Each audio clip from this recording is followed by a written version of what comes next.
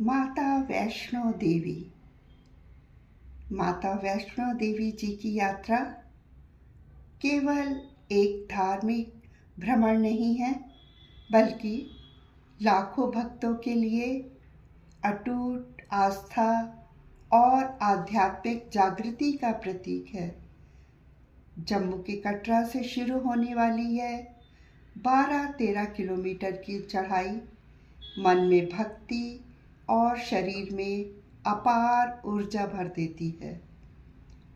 माता वैष्णो देवी को त्रिकुटा के नाम से भी जाना जाता है। मान्यता है कि त्रेता युग में माता ने धर्म की रक्षा के लिए अवतार लिया था।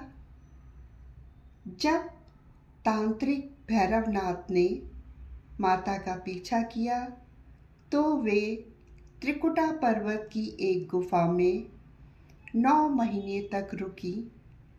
अंत में माता ने महाकाली का रूप धारण करके भैरवनाथ का वध किया।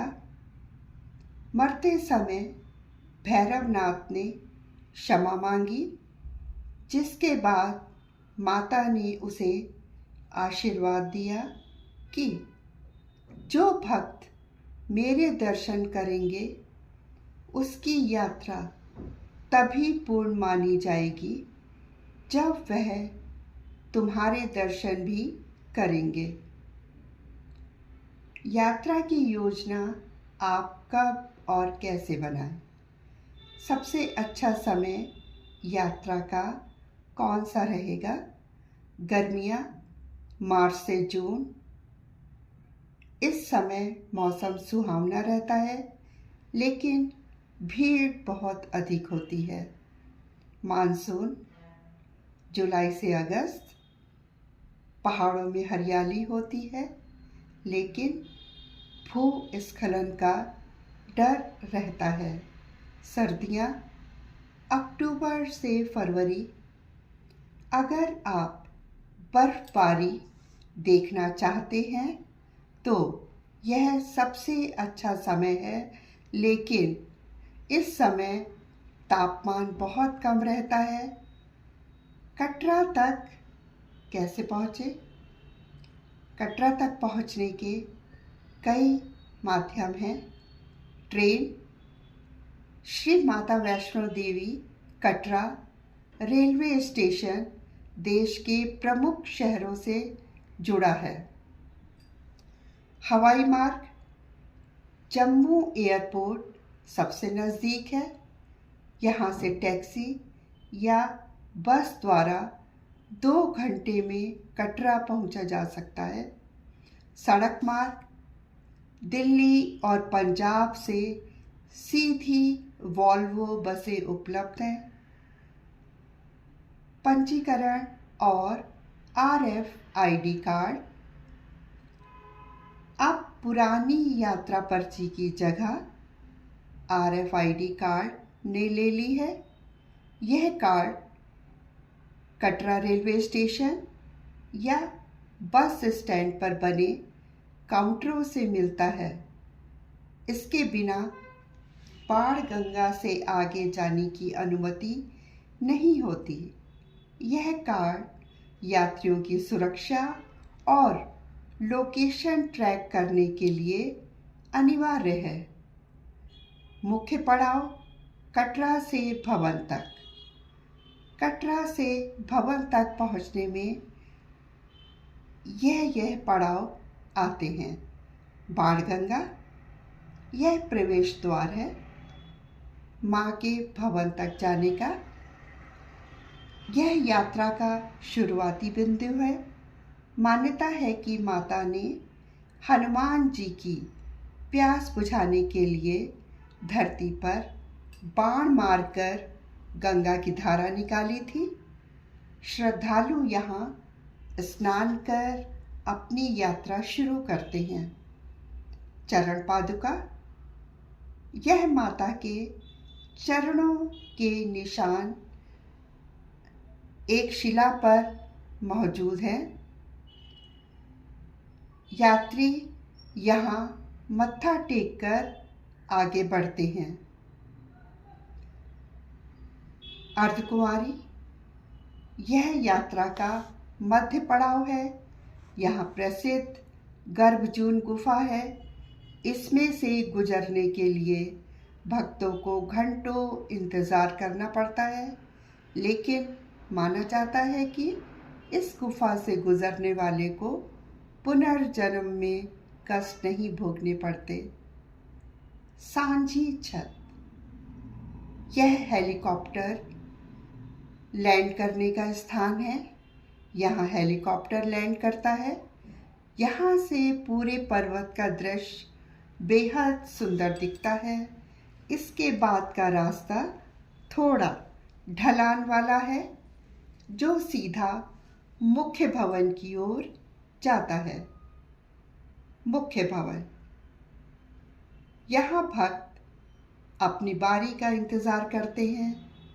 मुख्य गुफा में माता की कोई मूर्ति नहीं है, बल्कि 3 प्राकृतिक पिंडियाँ हैं, महाकाली, महालक्ष्मी और महासरस्वती।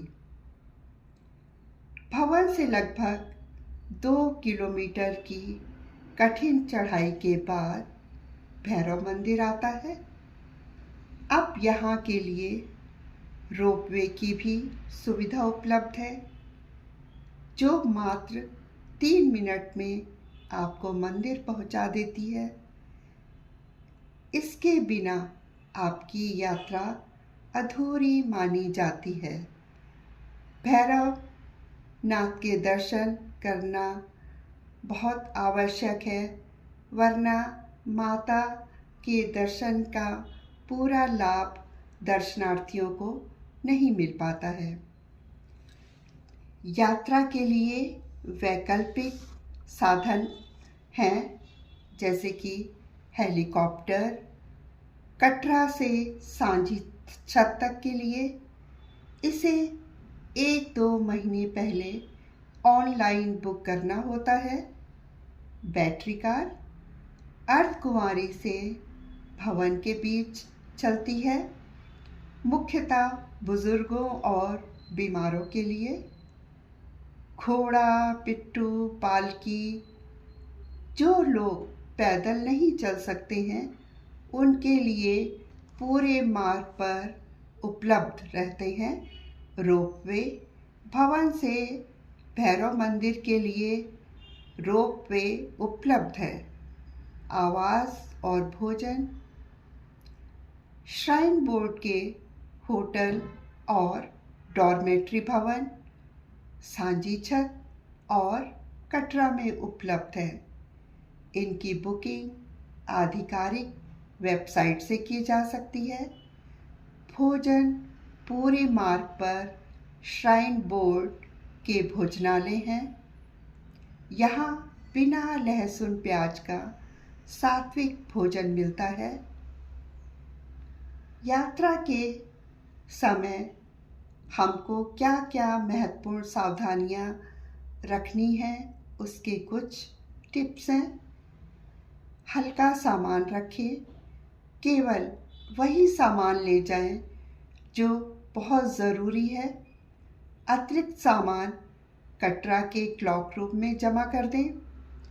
पहनावा आरामदायक रखें, आरामदायक स्पोर्ट शूज़ पहने।